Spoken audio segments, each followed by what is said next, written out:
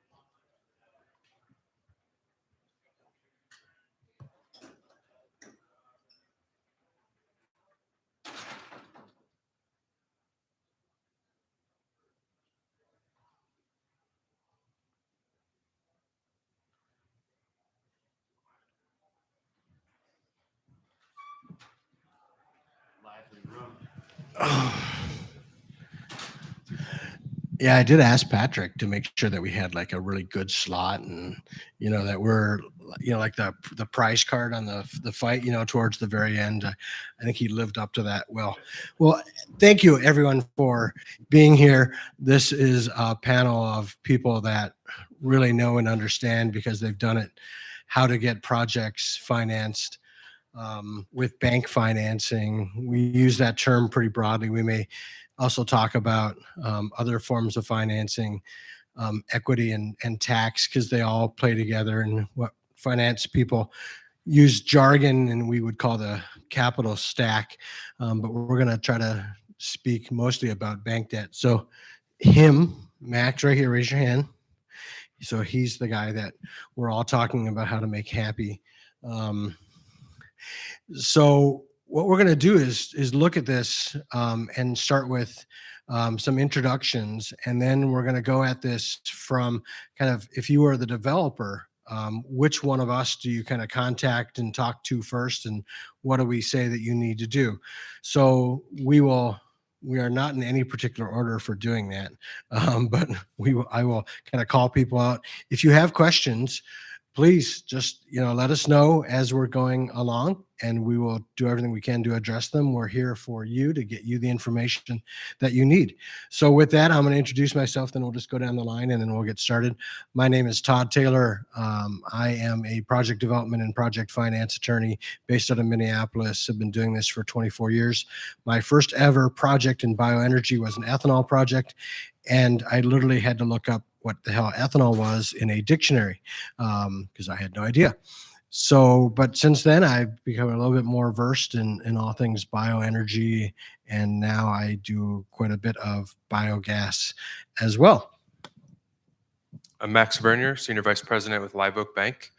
Live Oak is a small business lender based in Wilmington, North Carolina, and we lend across the United States. We're in all 50 states, not outside of the U.S., unfortunately. We don't have a charter to go international.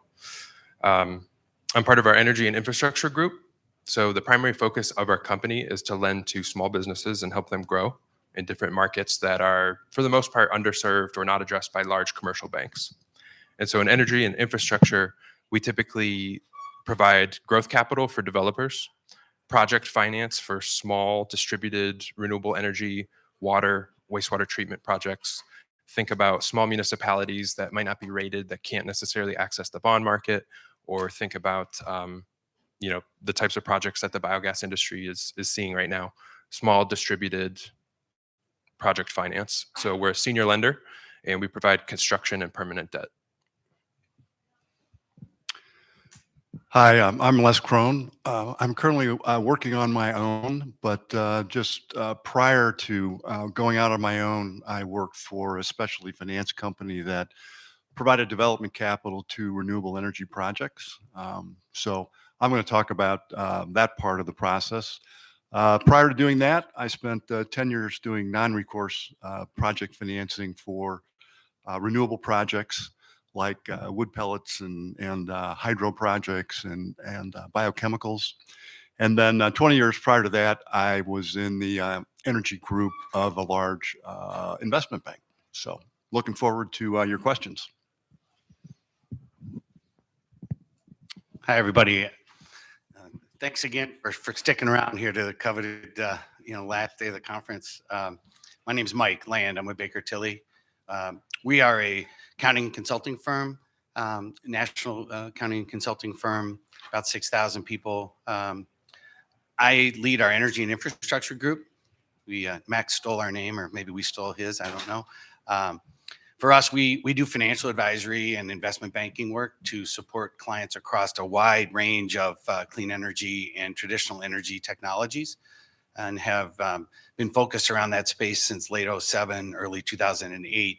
And specific to biogas has become a real focus for our firm, with a lot of strategic import to us, and something that we've spent a lot of time with since 2009, when the Recovery Act created an ITC that provided a way for some projects to be funded that was different at the time.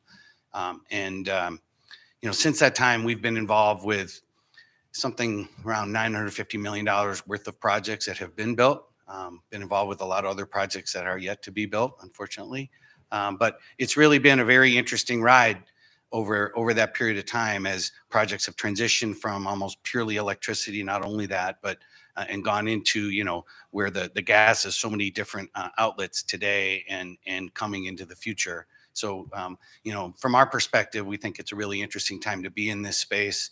Obviously, a lot of new entrants coming in, and really excited to see where things go into the future. So look forward to today's conversation.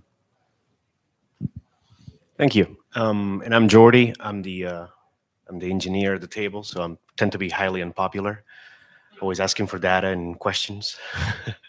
So I'm with Brown & Caldwell. We're a national environmental employee-owned firm. Have about 2,000 employees. 70% of our business is municipal, 30% private sector. I'm part of that with the energy group. So we work with private sector clients, including agricultural clients, and with the process designing the front end through the digesters, digesters and biogas systems. So we come in the projects and help and work with folks like the developers, answer those initial questions and help with the feasibility all the way through like detailed design and execution. So anyway, looking forward to your questions. All right, thank you. So we're going to approach this again from the life cycle of how we tend to see developers approaching projects and for how to get financing. I tend to see developers going either to engineers and construction equipment people first, which would, is kind of the Jordy world, or to the early stage money, which is kind of the Les world. And I flipped a coin and Les won. So Les, would you maybe give an intro of how you think a developer should start a process, start a project, thinking that he's going to make this guy happy so he'll sign off on the loan? Sure, happy to do that. When looking for early stage capital, which as many of you know, there's not a lot of early stage capital available for these types of projects. The one piece of information, or the two pieces, usually they're linked together, is that the investors are going to want to see site and feedstock control for the project, because without the feedstock, you really don't have a project. So that is really first among equals that you need to have for an investor. The other project specific information beyond that you need to have pretty well tied down would be a transportation plan for how you're going to get the gas to the customers, to the buyers. You need to have a third-party CI analysis so that we know that we're putting numbers into the model that bear some resemblance to what that CI score will ultimately be, which is why you need to have the site really tied down, because as all of you know, dairies that might look the same could get completely different CI scores. We need to see an operating model that has some has CapEx and OpEx that has some third-party backup. Obviously you're not going to have a complete design at that point, but there needs to be some kind of something that we can hang our hat on in terms of where the numbers are coming from. And then the last thing we'd like to see would be for the site, a preliminary permitting matrix. I call it preliminary. I mean, obviously there's a lot of work that goes into that, but just to see that there are no major problems with the site that's been chosen, and we know what we're going to be looking at in terms of permitting as the project goes forward. So those are really the project specific things. The qualitative things that an investor is going to look at. And this particular item kind of bridges the gap between project specific and the qualitative issues, is what's your permanent financing plan, assuming that the development stage investor is just that they're not going to stay in the project much beyond, maybe they stay in through the construction, but what is your permanent financing plan? How do you plan to get that development stage investor out of their investment? Beyond that, the investor is going to want to look at your overall business plan. Investors want to see that there's a pipeline of projects that they can invest in.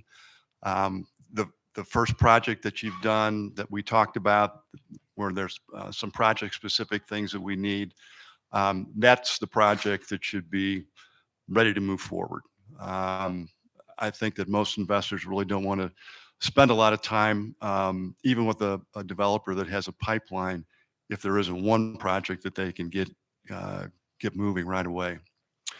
And then finally, I guess the last thing would be what's the developer's experience in doing non-recourse projects like this. That tends to be really important as well, particularly as the industry moves from more individuals to a more professionalized development process. And I think the investors are really seeing that, they want to see a good development team, 3-4 people. They have put some capital, getting the project to the stage where, you're able to go talk to an investor that's going to put in early stage capital. So you put some money into the feedstock and the site control. You've spent some money for the CI analysis. You've talked to an engineer. You've maybe paid him something to get those preliminary CapEx and OpEx numbers. So I'll stop there. And It's a great segue, because now we're going to talk to Jordy, the engineer that you're going to pay just a little bit of money to, according to Les. So Jordy, when people approach you in the early stage and you know that they're going to need financing, right? They're not writing the check themselves. How do you talk to them, and what are the important steps in that very early stage about what they need? Yeah, so that's Les, like you hit most of the points of the questions we ask initially, of those check boxes that we look at. We do recommend highly to get a little bit of funding, not much, upfront, to do an engineering assessment of the site. To Les's point, like, is there a feedstock agreement? Is there an offtake agreement? Is there a lease agreement with the, in this case, a farmer or whomever is providing the feedstock? Additional one is understanding the water management. You're going to take, if it's agricultural project, you're going to take that manure, you're going to go through a conditioning system, you're going to go through a digester, you're going to go through a dewatering, but that water has to go somewhere. Are you land applying it? Are you going to go to a water body surface water body that's going to require an MPDS, which would require additional treatment? So it's that, looking at that mass balance. What we've seen is critical to understand. We don't have to get into a research project here. We're not trying to do a detailed design, but an overall evaluation of the mass balance of your project. Again, you're getting so many tons a day of, whether it's food waste or manure. Where are those effluent streams going? The biogas, the biosolids, and the water. And the other piece of the puzzle is the utilities. These projects tend to be remote. We found projects where we start going through the sizing all the equipment, pumps, compressors, heaters, boilers, whatever you may, and then we start adding up the horsepower. And the local utility, which more often than not tends to be a small utility, may not have enough power. So that has to be identified early on. And the other great point that Les also made was the pathway to permitting. We want to take a look at that early on. Something as like the air permit. It might take a year to get the air permit. And you won't, depending on the state, you may not even allow to break ground if you don't have the air permit in place. Those things, as the engineer, are critical. Those are the first things we ask. It doesn't take a lot of effort. It doesn't take a lot of funding, but it does take some effort to identify, which will de-risk your job later on. Thank you. So, Mike, in your role, you cover a lot in the financial modeling. You guys do investment banking as well. Investment banking is not too dissimilar to what a lender would have, as far as what you look for. So when somebody approaches you, a new developer, they're thinking, I got this great idea, great location, great technology, whatever it might be. What do you help them with in the beginning? What are the things they should be looking at most specifically? There's a lot. But I would say this, that vast majority of clients that we're working with that are at whatever stage of development they are, either all the way through developing the project and ready to face the project finance gauntlet, or at the beginning of the development stage, a vast majority of them want to understand the end game, and they want to get there as quickly as they can. And so I think it's really important when you get into projects like this to try to understand what do institutional funding parties look for. And that's what, we don't have capital that we put into projects. We help clients secure capital from those who have it, whether they be lenders like Max, institutional equity, tax investors, grant parties. And one of the things to really try to get comfortable with early on and to sort out how you fit are, what are the things that have caused projects in the past not to succeed? And how do I avoid being in that position? And I will say this, and in our experience, the most important things to be able to kind of handle and be able to have de-risked sufficiently so that institutional capital wants to take a real look at your project, and at which point, a lot of work starts because there's, 800 questions to get answered and things to work through. But the front end and the back end of a project are typically the areas that have the most issue, meaning getting the feedstock you thought you were going to get, that's got the gas potential you thought you were going to get, and getting it on a routine, regular, everyday basis. And then on the back end of these biogas projects where you've got byproducts, what is the process by which every single day you're going to be able to dispose of or divert for beneficial reuse those byproducts? And, a lot of institutional funding parties, they want to see a contract on everything. There's a couple of them in here we work with. It's like they want to see a contract on everything and, have some other party take that risk and know that you're going to have that and have it for a really long time, because you're looking to get capital for 10 years or 15 years or maybe 20. And in the waste energy space, it's not typical that there are long-term contracts if you don't own the feedstock, or long-term contracts for disposal.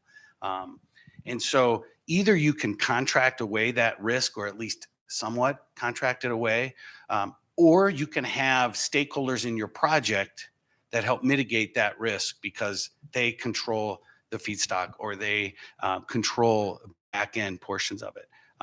But that piece, most projects that we've seen that have had issues, it isn't that if they got the feedstock, can they produce the energy, and can it go where it's supposed to go?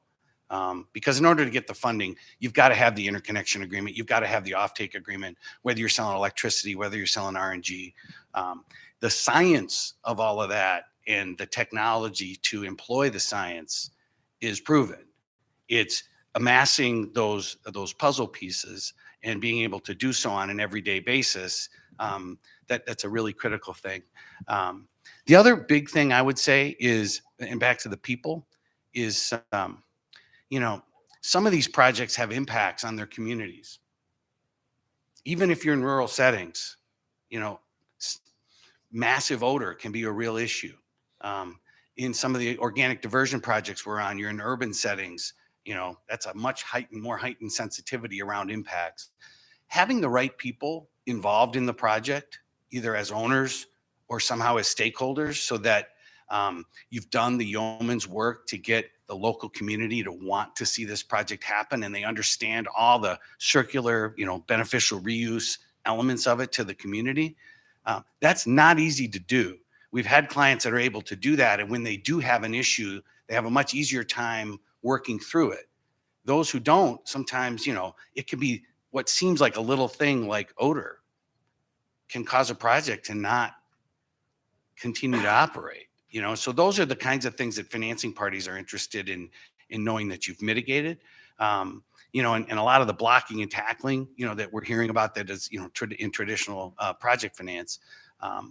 The other thing I would say is that if you're in a circumstance where you can have multiple revenue streams, where you can diversify some of your revenue to some extent, that's worth exploring, whether that be on the back end fertilizer, or if you're in a tip fee environment. and again, being able to somehow try to diversify some of some of the revenue risk that you have.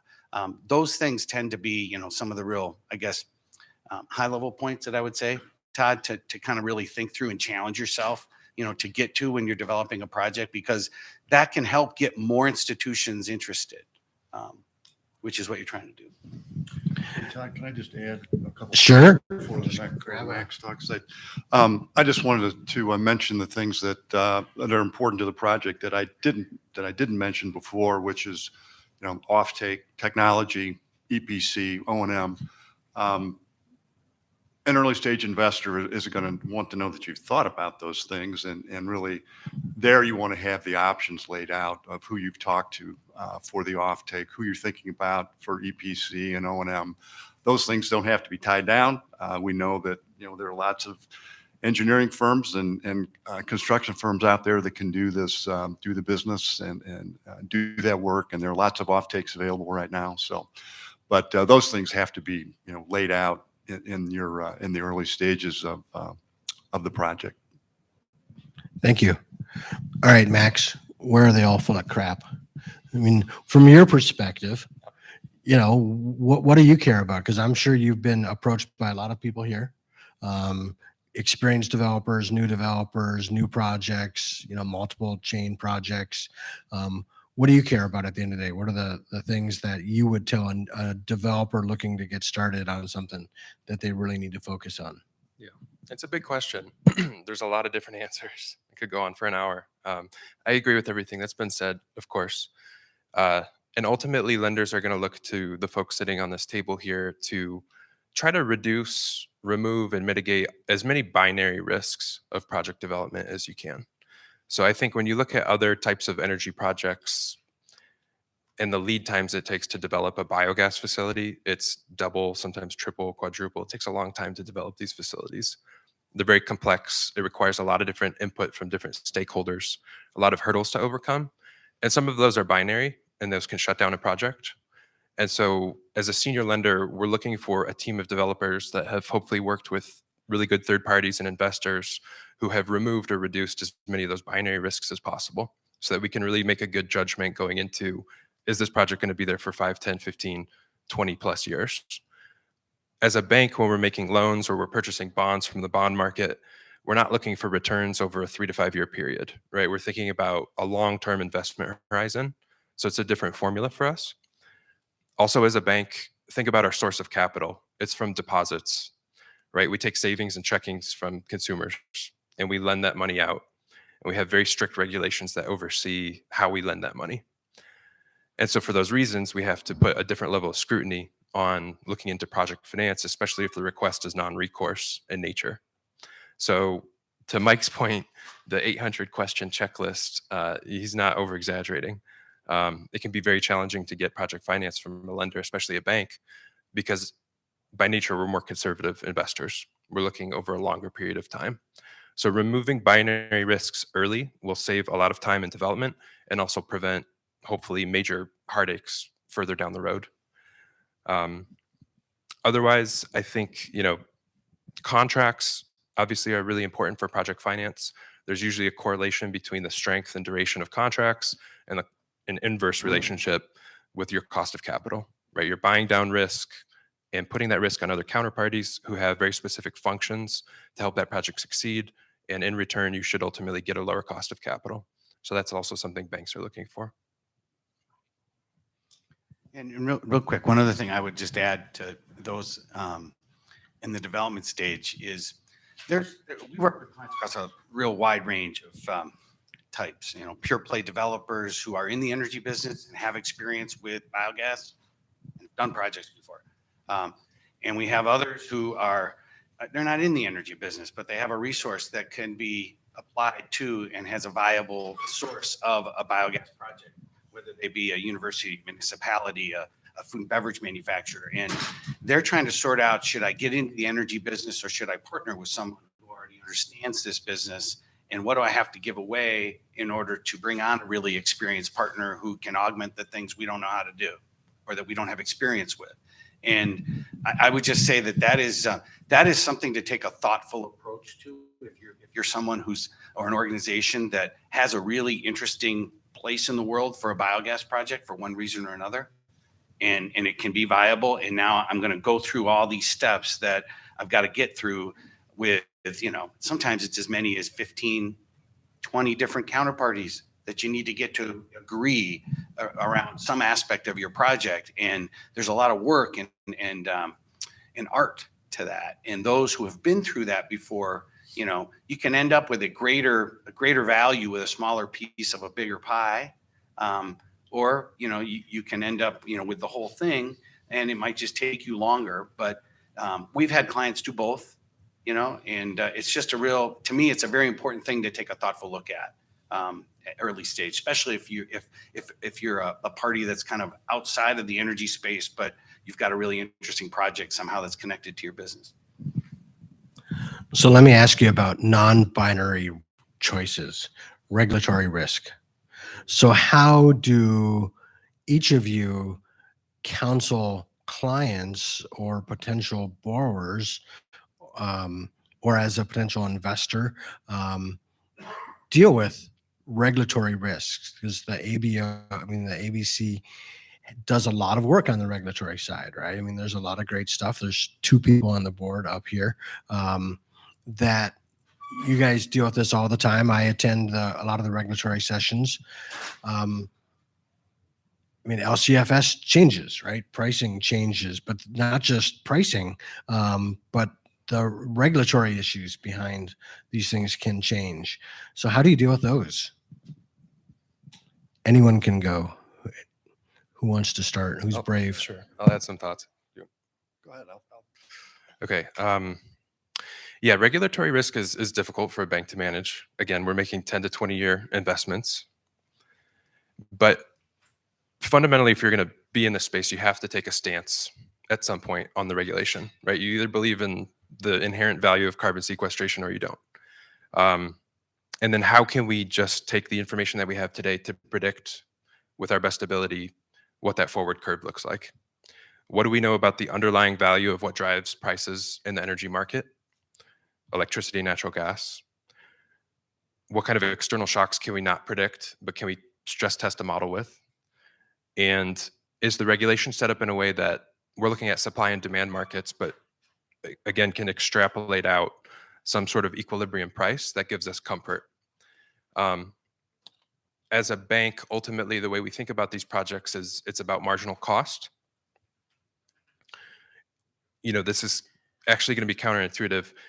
Sometimes debt is not the best option for a project, right? Projects that have fully unhedged commodity risk and environmental attribute risk, I could argue that those projects might not want to have 70, 80, 90% leverage.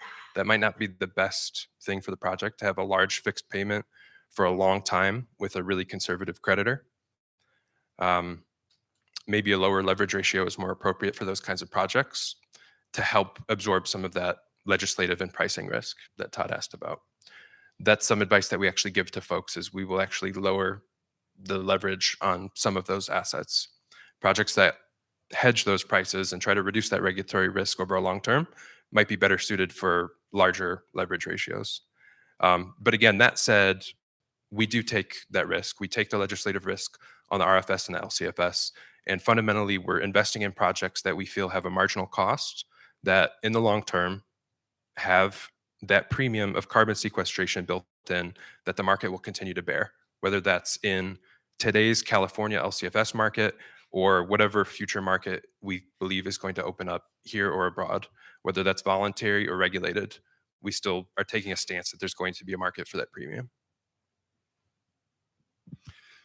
Yeah, the way we would approach that, from an early stage investor, really, it does come down to what Max had talked about, is what does the developer want the capital stack to look like? An equity investor is in a better position to take on those risks, presumably because they believe in LCFS and RINs and where they're going to go in the future. Whereas, putting a significant amount of leverage on a project, the bank doesn't have as much wiggle room there. as an equity investor does. So that's something that when you're thinking about your the capital stack, that's a big piece that goes into it. Is how are we going to approach that risk with? Do we want to have 100% equity investor, or are we going to try and put some leverage on the project right from the beginning? So, Mike, got it?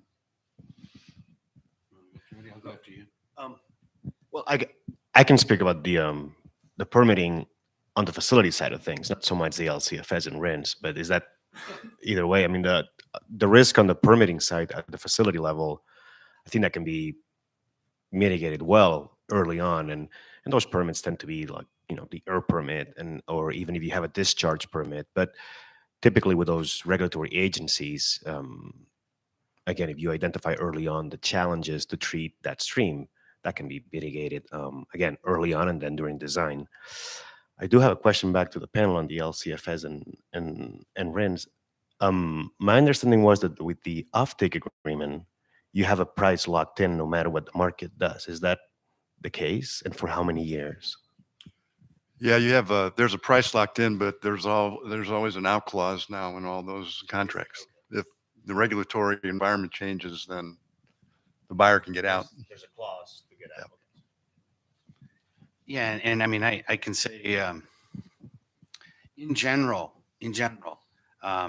when you're trying to put project financing together, and you identify whether it's regulatory risk or any other risk, it's useful to try to sort out which parties are involved or can be involved in your project that are best served or best positioned to be allocated a risk. Because if you find parties that are already dealing with that element of regulatory risk and they want to participate somehow in your project, it may be cheaper overall to the project for that party to then bear the risk that they're best able to deal with and serve because of maybe other things that they do. For instance, we're seeing things now in deals that we just never used to see when we were doing almost all exclusively electricity, where you've got those that want the molecule. They need decarbonized molecules in their system for one reason or another, and they're interested in participating in projects. They can be, so not only as an offtake, but they can potentially be a funding party, whether it's an owner or somehow a creative funding party. Those are interesting circumstances where you can readily identify party A and party B, and party A is just in a much better position to manage that risk, and it's not as hard for them to mitigate the risk as it might be for another part. And I think when it comes to some of those so when you look at regulatory risk and offtake agreements and things, if you can find parties that are in that boat, and that applies to all sorts of different risks across the project, that if you can take the time to kind of try to sort out, okay, what's the risk registry? What are the 10 biggest things we're worried about, and who is it that would be best suited? And you can't, half the time, half of those things, there is nobody else to offload that onto. And so now you just got to find a way to bear it in your project, either take less revenue or have a shorter, term contract and get, maybe more equity and less debt because, some of the things that Max was talking about. But in general, that's a really good, I guess, conceptual framework to try to apply to any risk that you're trying to mitigate in a project. Yeah. So to add to that, I think, so if you take another layer off, like the regulatory risk in this industry is very complex. And I think most of the investors in this space are over the binary risk of the regulation, which is we don't think the LCFS program is just going to go away, right? We don't think the RFS is going to go away. So most investors in this space have overcome that first hurdle. But then within that, what are the non-binary regulatory risks that we're all navigating here?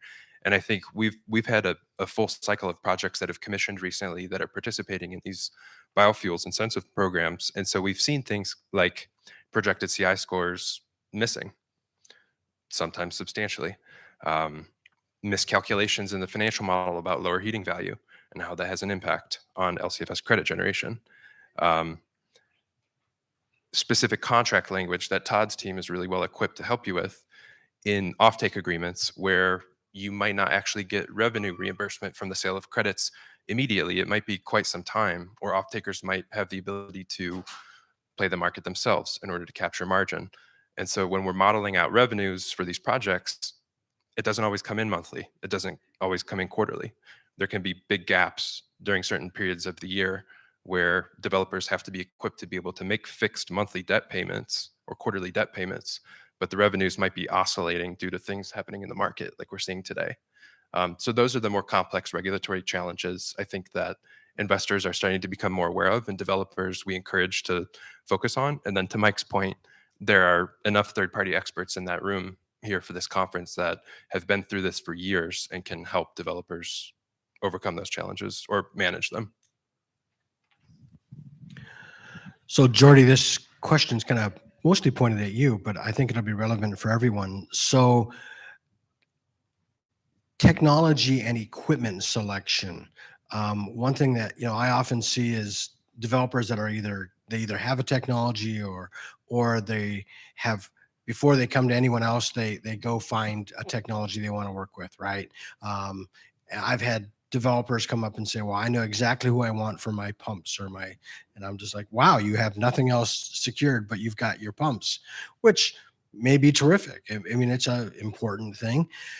But when you're building the entirety of the project from a system side, how do you counsel clients about technology choices as it relates to the entirety of the system, the permitting, and then how well all the pieces work together? The lender or the equity investors may want to know, is there a output guarantee, right? Is there some sort of process guarantee that's involved? So how do you deal with that? And then I'd be just curious on anyone else's thoughts. Sure. So, well, first, I hope everybody had a chance to walk the exhibit. There's a number of great technology providers out there.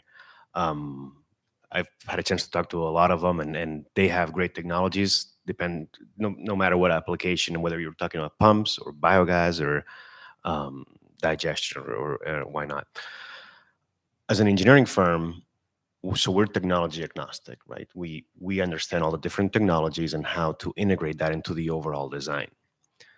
What we do when we get in is first we come up with the owner with a block flow diagram, where it's a very conceptual approach of, okay, your feedstock. Let's use an example to walk this through, but like an agricultural project, and we look at the farm. What kind of collection system does it have, and whether it's a scrape system or flush system. We look at the characterization of the stream, and then we do the block flow diagram on what we think we will need to get to that effluent quality and biogas production.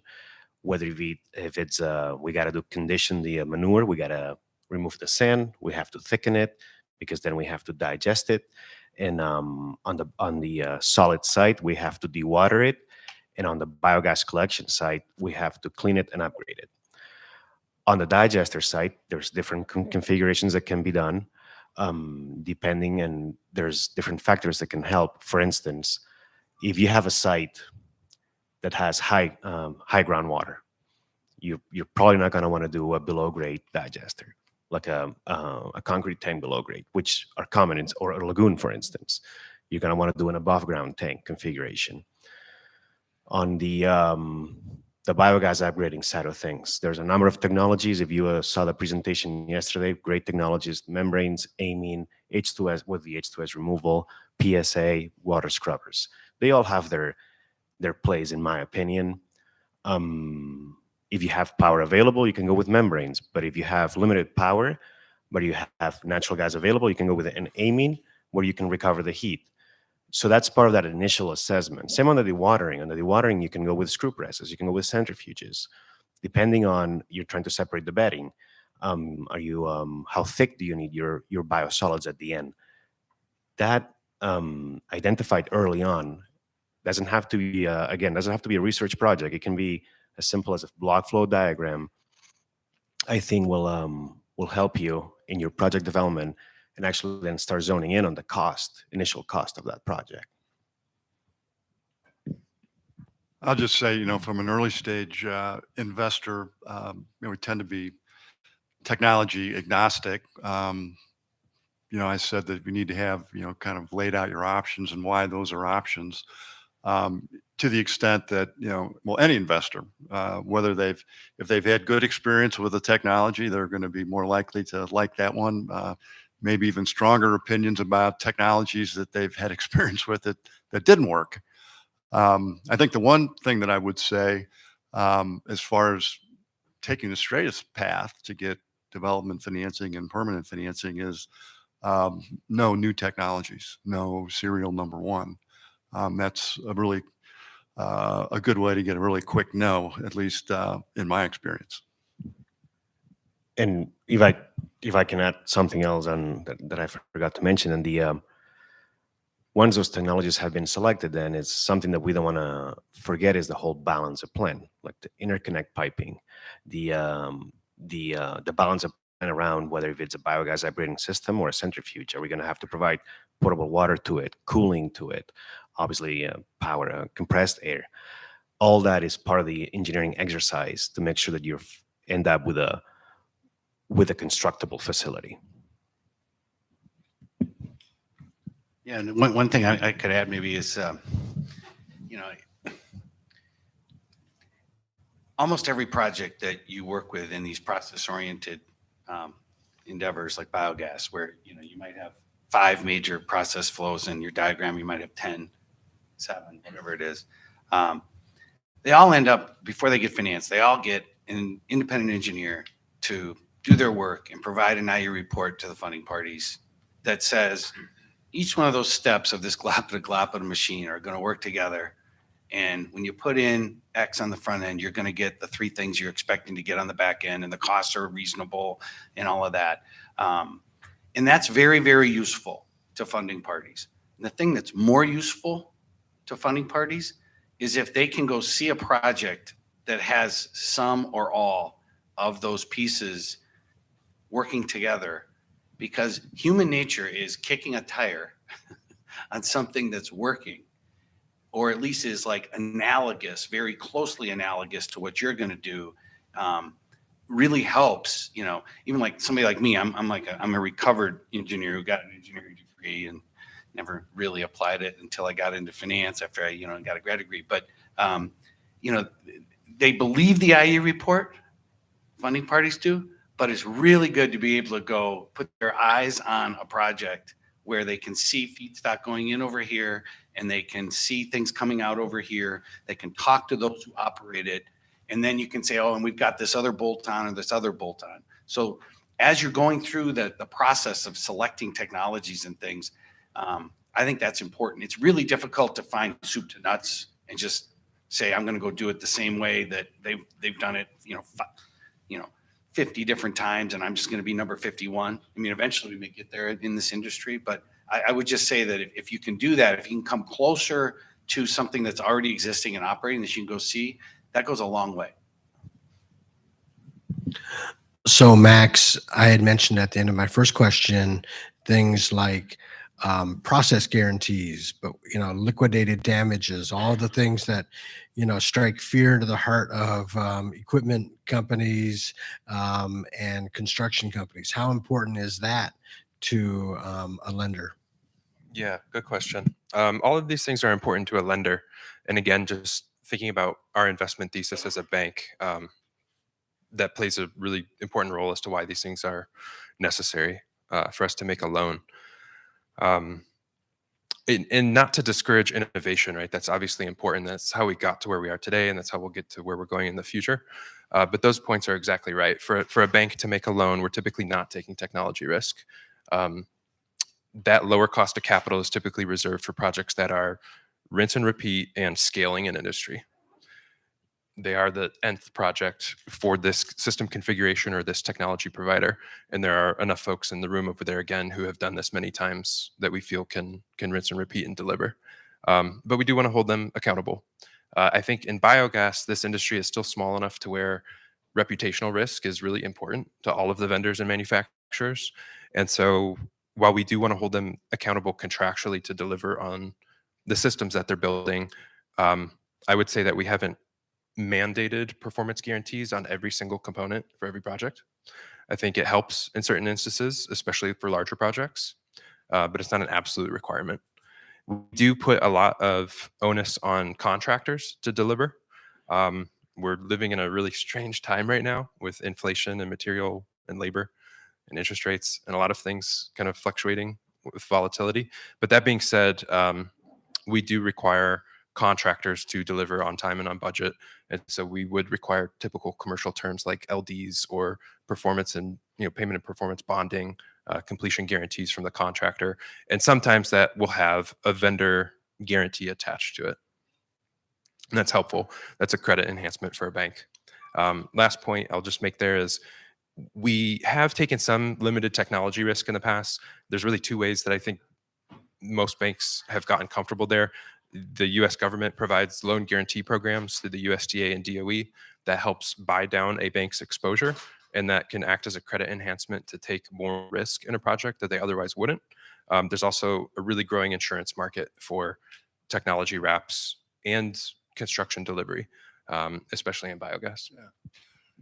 Yeah, I was going to say, as it relates to new technology, that process guarantee, the technology insurance, whatever you call it, is attractive. But I think that you have to really look into the policy and what it takes to when that insurance really starts. And I harken back to my days as a banker, not as a early stage investor. But in order for that insurance to come into play, the process has to work and pass all of the acceptance tests. If it never gets there, the insurance doesn't ever start. So I want to go back to something Mike briefly mentioned in his opening. You talked about thinking about the community and smells and things like that. And that's kind of broadly defined as like ESG, right? Environmental, social governance.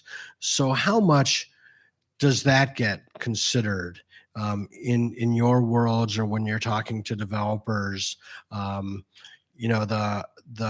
The equities, the idea of justice. There are many lenders and many investors that are very focused on that. We have clients that are either those people or are developers that have taken money from them, and investors that are benefit corporations or that have yearly reporting on ESG matters. So how much do you see that from the lender's side of the equation? I can just touch on that quickly. It's really evolving, I think. Very few of the funding institutions that we interact with have not started down a path of creating metrics around, environmental, social, and governance around ESG. And it's a real wide range of criteria that many of them are really, I guess, exploring and beginning to go down. So it's difficult to be able to say to a client, I don't mean to say just boxes to check, but here's the criteria to meet, and here's where we're at in that. It's more conversational than that with institutions. If you have projects that are located in areas or communities that have been underserved economically, and others, you've got to be able to, especially it's important to manage impacts of waste energy projects anyway, but especially if that's where you are, there's more scrutiny on that, today. And, like we deal with some, urban organic, diversion projects, and, waste management projects tend to be in parts of metro areas that are not the wealthiest areas, and so you tend to have permits and things that you're trying to tack onto that may be in those areas, and so it's just important to be able to address it, I guess, and to make sure that you can demonstrate that you're creating economic opportunities for that community, and you're not just burdening them with the impact of the project. But I would say it's kind of early days in terms of what funding institutions require. Now, Max, I don't know, maybe you guys have criteria, but. Yeah, it is early days, but we are going through a bit of an awakening right now in the financial community, which is really important, increasingly important. We work with a lot of financial partners, other lenders, participants, other investors through syndications, other equity folks. And just in the last 5 years, we've seen a dramatic increase in funds that are dedicated to ESG aggregation, whether that's on the debt or equity side. Investors that are investing in opportunity zones, low-income areas that provide tax incentives to an investor, utilizing new market tax credits to build infrastructure projects in rural areas.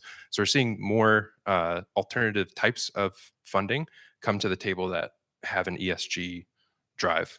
And we are seeing publicly traded companies and lenders and banks and other institutions and corporates starting to try to put together an ESG objective.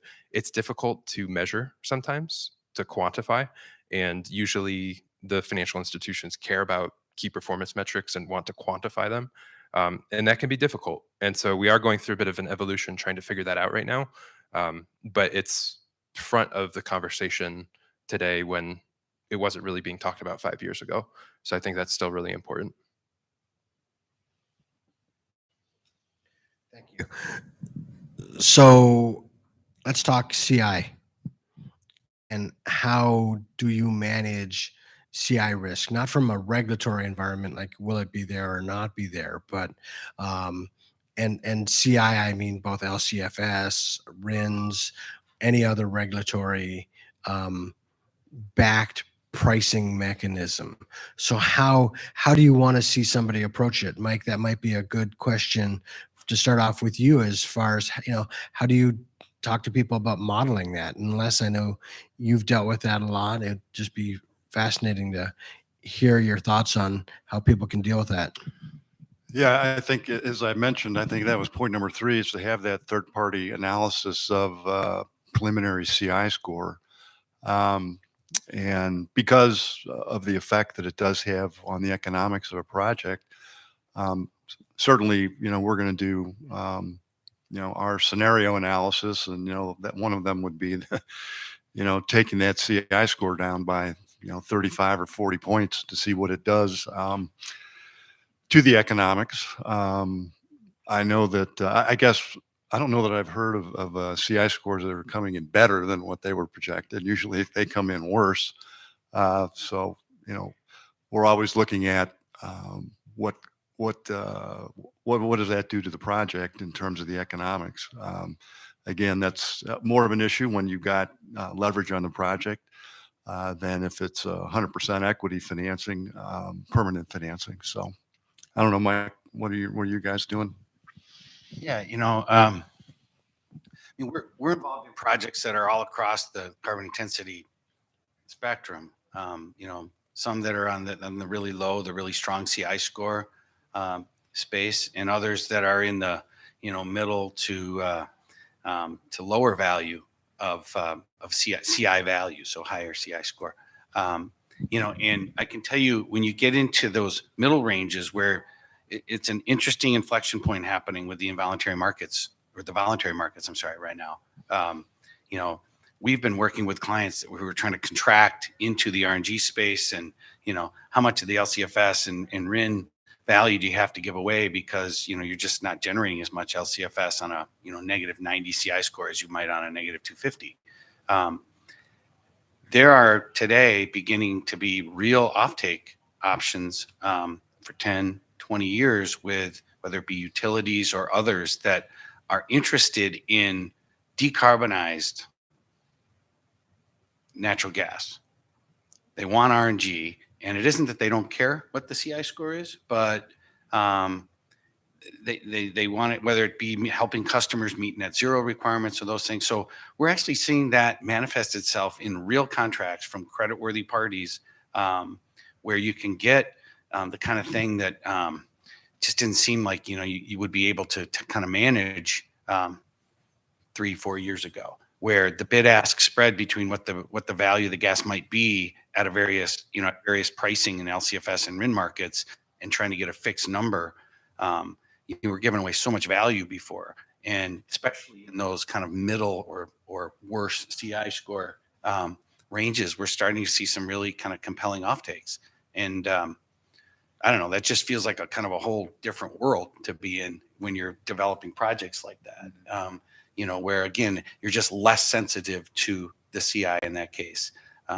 for those that we're working with on the dairy side, I mean, they're just super sensitive to it, and you try to manage it best you can, but you don't control a commodity market, and so that just gets down to, as Max was saying, what degree of leverage, do you go into it with? Because, and what view do you have on where those commodities are going to go? One thing I'll add on CI, in addition to Les's point about making sure a third-party validator actually works on your modeling. Somebody who's actually submitted applications to CARB. A common mistake we see is, depending on when you commission a project and how you ramp up, and when you choose to take your initial data sample that eventually does get submitted to CARB to get your verified score, we've seen a couple of projects, produce a lower volume during its ramp-up period, which has an inverse effect. Again, counterintuitive. It actually produces a better CI score when you produce less gas. And we see that projected CI score getting modeled in perpetuity, when in reality, after you get out of your ramp-up period and you produce more gas in your steady state, your CI will increase and get worse. And that's the number that you'll have for the next 10 years. So that's something that a bank is going to be looking out for.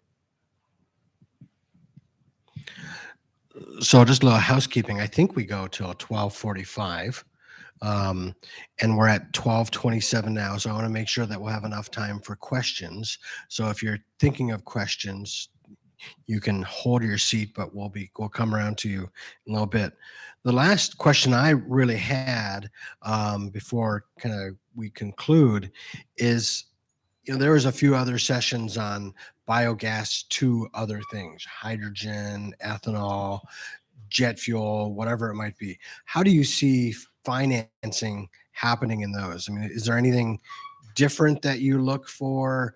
What's the state of play that you've seen in that? Well, I could start because we did look at some, or I have looked at some hydrogen projects for early stage capital, and the ones that I looked at were very large projects. The development capital need was relatively small, but the projects themselves were still a couple $100 million.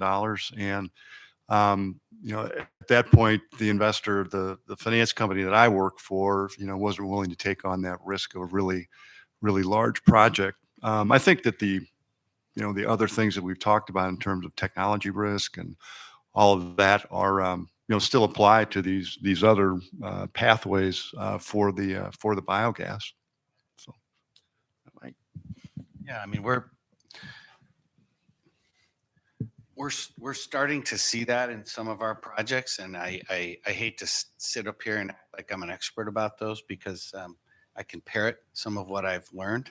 And we've got some projects that are meaningfully looking at entering into those markets in terms of their offtake. Typically, the party that they're interacting with is massive and is already going down that path and has an interest in the molecule and can put that balance sheet behind it for the offtake of the project and help mitigate that risk, because it's a new direction, and you can't go around the country and find 20 of those projects that exist and have been operating and have been successful. And so it's not serial number one, but it kind of has that feel to it, and so I think those are the cases where you need the parties that they've already made massive bets on that space. You need them to participate somehow from a risk mitigation and or investment, and they're interested in projects that they believe are going to happen and can provide, ready production. I think it'll be a fascinating, next 3 to 5 years in those space with those alternative uses, because there will be many, I think. Yeah, I think it's exciting. I don't think the fundamentals of project finance change. I think that's still broadly applicable. It's obviously early, but I don't see any major shifts in how lenders view project finance, depending on the feedstock or the output. But to Mike's point, no, I think it's really exciting because, again, and I've said this 5 times, but as we're looking to make 10 to 20-year investments in this infrastructure, it gives us comfort knowing that once our borrower, our customer, has put up the initial capex to build and own this infrastructure, knowing that that biogas can have multiple beneficial reuses depending on the highest and best value that our society chooses to take, that gives us a lot of comfort in the long term. So one day, if RNG as a vehicle fuel is not the highest and best use for that biogas, knowing that there are 5 other markets that we could potentially pivot into, albeit requiring more capex to make that pivot, understood. But the point is we are really optimistic about biogas as a base, a blend stock effectively for a lot of different future products as we look forward to the energy stack. So, Jordy, as the engineer, I mean, how do you look at those kind of new technologies when you're thinking about integrating it into either a new project or an existing project, and where do you see the risks and opportunities?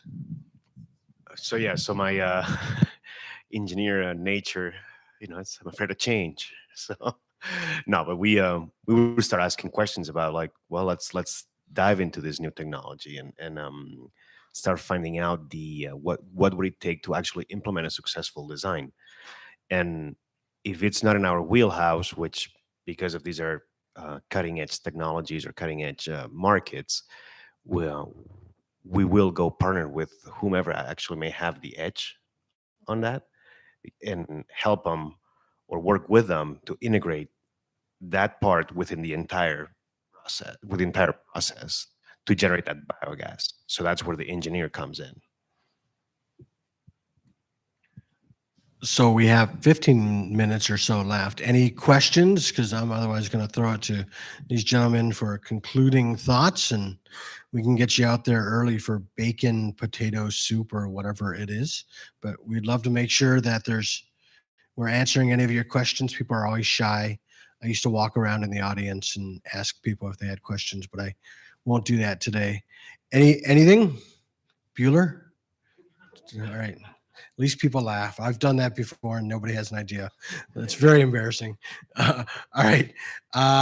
Jordy, why don't we start with you and then we'll work our way over to Max in final comments.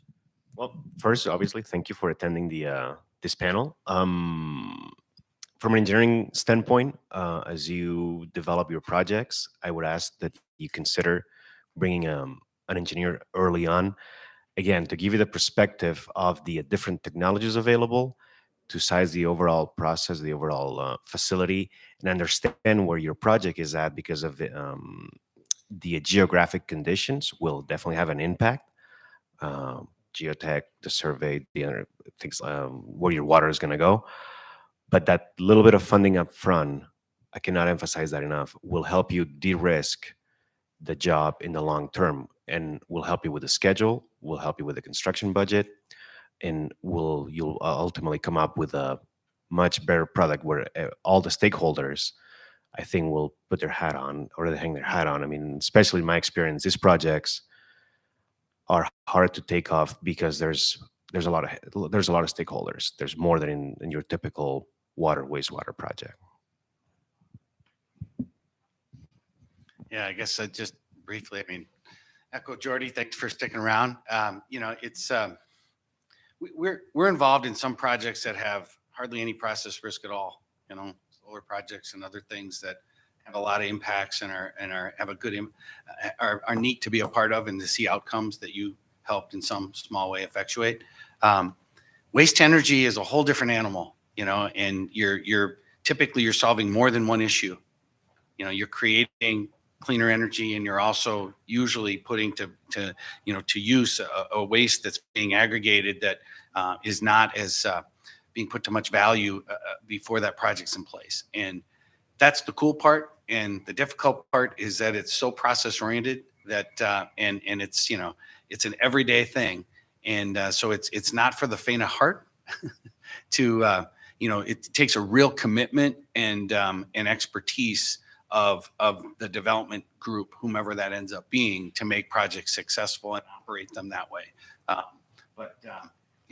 We've been very committed as a firm, and me personally we've been very committed to the biogas sector And it's really interesting and cool where the industry is going today, because a lot of the potential that we've seen in, over the last 10, 12 years, I think when we go forward another 10, I think there'll be a lot more successes and scale of applications that really just make sense, in my opinion. So yeah, as I said when I started my remarks, I know that development capital is a tough check to find. Happy to talk to folks about how to approach it and where you might go. The process is obviously, not obviously, but as you probably know, it's longer than what you would like it to be. In a perfect world, it could be 3 months.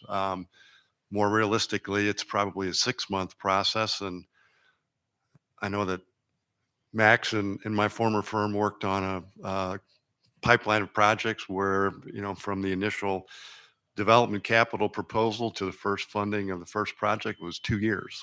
So somewhere less than 2 years, hopefully. But again, certainly happy to talk about how to approach it. Yeah, thank you for sitting through this for an hour. Please reach out anytime to ask questions or talk about this in more detail. I'd be happy to. My last thought I'll just say is I think I counted over 10 lenders that were at the conference. There's at least 2 banks in this room right now. And that's really exciting. Everybody should be excited about that. It signals that capital markets believe fundamentally that risk in this industry is coming down, right? Again, for a bank to make an investment into an industry like this, a lot of people have to believe strongly that that industry is going to be successful for a long time. So I think that's a really positive signal that everyone should be excited about. And I think we'll continue to see more banks come in, increase competition, and hopefully provide better value and services to the customers. Well, thank you all. And please join me in thanking all the gentlemen up here for being on this panel.